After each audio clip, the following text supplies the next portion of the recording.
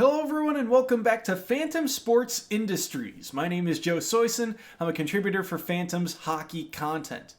Today I wanted to talk about the NHL offseason. There was a bit of a free agency period right after the Stanley Cup. The NHL draft went on, and now teams are getting ready for the start of the NHL regular season. But I wanted to focus on that free agency period because it's kind of died down now, and teams have made a lot of cuts, a lot of trades, a lot of movement for some key players. So I went through this offseason and looked at all of the free agency movement for all 32 teams, and I picked out 5 that I think really nailed this offseason. So these are my 5 big winners of the NHL free agent frenzy period.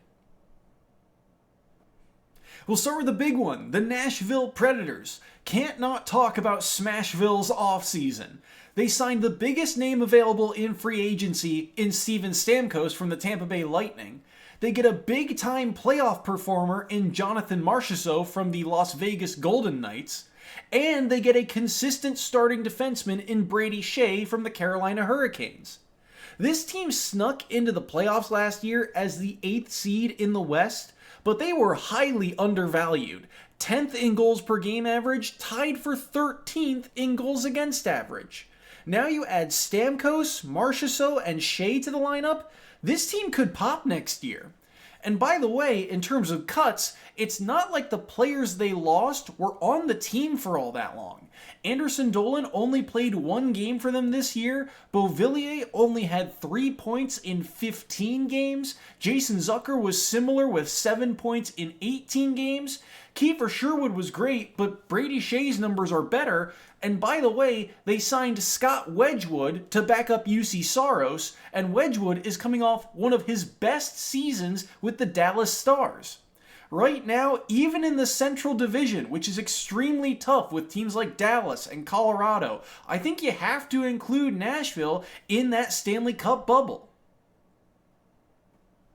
Next up, I really loved the moves that the Seattle Kraken made.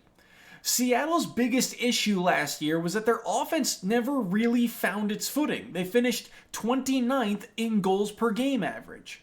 The Washington Capitals, who were just above them, finished in 28th, and they found out the hard way in the postseason that's not going to cut it.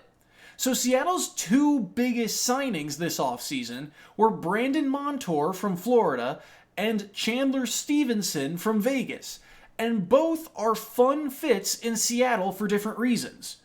So one of the new metas or must-haves of the NHL is that defensemen are practically required now to be more active on offense. The top 8 point-scoring defensemen last year made the playoffs, and half of them made it out of the first round. And this sort of offensive defenseman role is exactly what made Montour so valuable to Florida. Last year was a bit of a down year for him, but he missed 16 regular season games, and he still had 11 points in 24 postseason games this year. 2 years ago in Florida, he made an even larger impact. 16 regular season goals, followed by 8 goals in the postseason.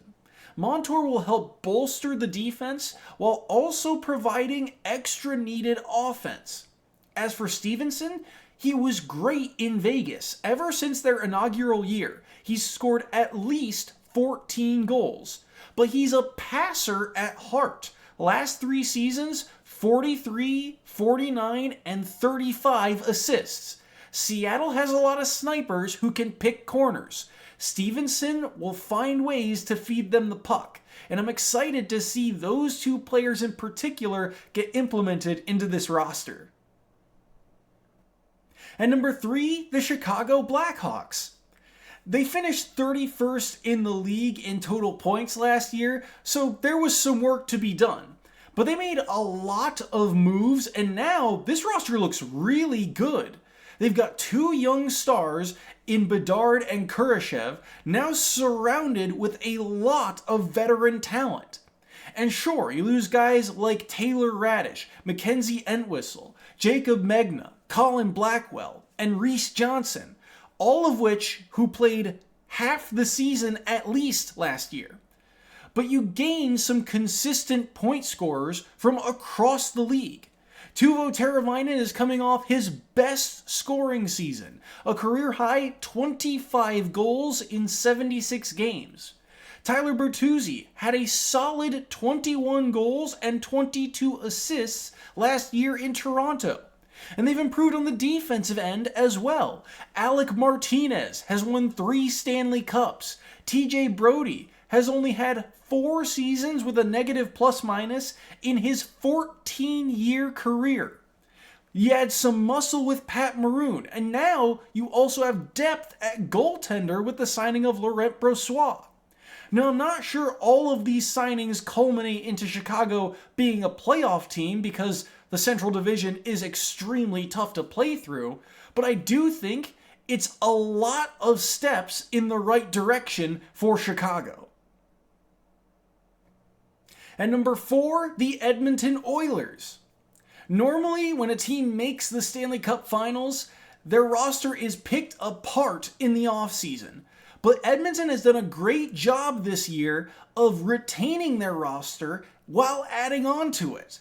They've already gone through 8 re-signings. 3 of those skaters saw plenty of postseason action. Matthias Janmark, Corey Perry, and Adam Henrique.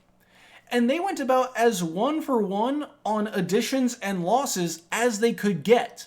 They lose Warren Foegele. He was a great skater. But so is Jeff Skinner, who they added from Buffalo. Vincent Desharnais was a promising young defenseman. Well, Josh Brown had 1 less point than him in 27 less games. On top of all this, Edmonton gets extra depth with Victor Arvidsson joining their forward lines as a consistent third liner.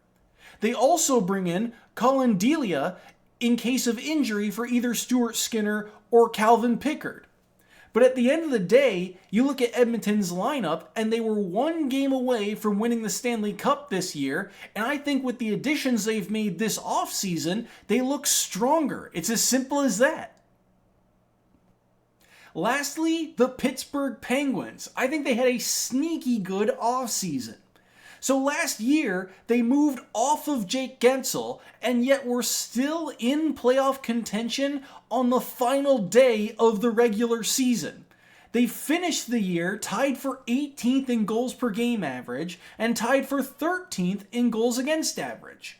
They were a middle-of-the-pack team, and one of 3 teams with a positive goal differential that missed the playoffs. So what do? They pick up 2 stout defensemen in Matt Grzelcyk and Sebastian Aho. They get another experienced forward in Anthony Beauvillier, and they, importantly, don't lose all that much. A couple fourth-liners swinging up and down from the AHL. Pierre-Olivier Joseph stings a little, but you filled his spot 2 times over between Aho and Grzelcyk. Now, the Penguins might enter this next season as one of, if not the, oldest team in the league. But you look at this roster as a whole, and now you realize they've got a ton of pieces to work with. And they were only 3 points out of a playoff spot last year. It doesn't take much to make a big improvement in this league. And I talked about it in the Florida video. Depth at defenseman matters. Now the Penguins have that with the addition of Grzelcyk and Aho. And that's going to be it for me today. Thank you all so much for watching. If you like our content, be sure to scroll down below and click the like button on this video. While you're down there, be sure to click the subscribe button to get notified of future uploads to this very channel. Also, be sure to check out our official website. That's phantomsportsindustries.com. Once again, my name has been Joe Soisson, and from the rest of Phantom Sports Industries, we hope to see more of you next time.